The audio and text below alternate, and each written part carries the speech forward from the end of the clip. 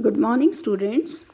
आज हम मुद्रा और साख विषय पर आगे चर्चा करेंगे कि औपचारिक और अनौपचारिक स्रोत क्या होते हैं, ऋण क्या होता है, ऋण की शर्तें क्या होती हैं, ऋणाधार क्या होता है। तो इसमें हम सबसे पहले देखते हैं ऋण, यानी ऋण का क्या अर्थ होता है। ऋण का अर्थ होता है जब हम किसी से पैसा उधार लेते या देते हैं तो उसे हम ऋण कहते हैं। अब ये पैसा उधार लिया या दिया जाता है तो उसमें हम कुछ शर्तों का पालन करते हैं, जैसे कि ऋण पर कितना ब्याज लिया जाएगा, ऋण कितने समय अवधि के लिए दिया जाएगा, यानी कितने समय के बाद आपको वो ऋण चुकाना होगा, आप उस ऋण को कैसे चुका सकते हैं। जैसे आप किश्तों में चुकाना चाहें तो आप 1 महीने में, 2 महीने में, 3 महीने में, 6 महीने में या साल भर की किश्तें बनवा सकते हैं कि थोड़ी थोड़ी राशि आप चुका सकते हैं, जिससे आपका कुछ समय पश्चात ऋण उतर जाए। इसी तरह से इसमें एक और चीज़ आती है ऋणाधार, यानी आपको किस आधार पर ऋण दिया जाए।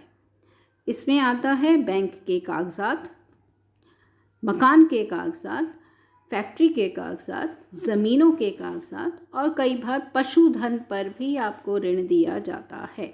यानी जितनी संपत्ति आप बैंक में या जिस भी क्षेत्र से आप उधार ले रहे हैं उसमें उतनी राशि के कागजात जमा करवाते हैं तो आपको ऋण दिया जा सकता है।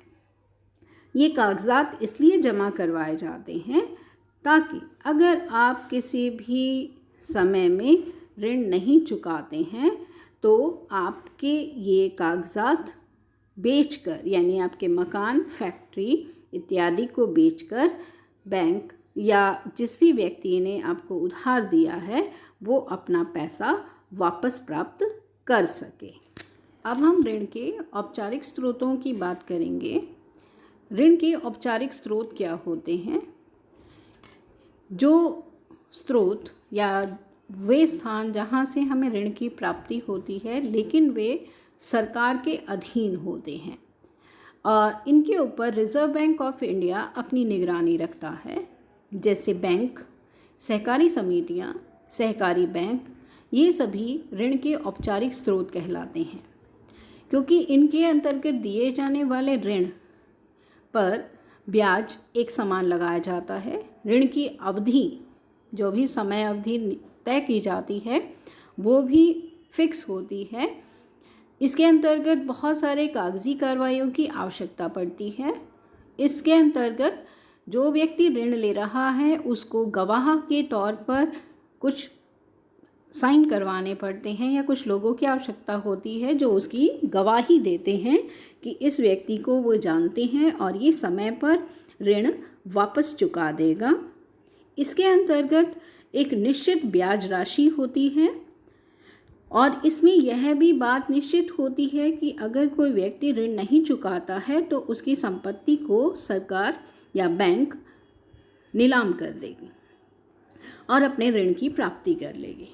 इसके अंतर्गत ब्याज की दरें बहुत कम होती हैं और इसमें ये भी प्रावधान होता है कि आप अपने ब्याज को किस तरह से चुकाना चाहेंगे, कि अगर आप एक छोटी छोटी किश्तों पर अपने ब्याज ऋण को वापस चुकाना चाहते हैं तो वो भी आप आसानी से चुका सकते हैं, कि इसके अंतर्गत आपको 3 माह, 6 माह, साल भर की अलग अलग किश्तें जो हैं दी जा सकती हैं कि आप थोड़ा थोड़ा पैसा किश्तों में चुका सकें।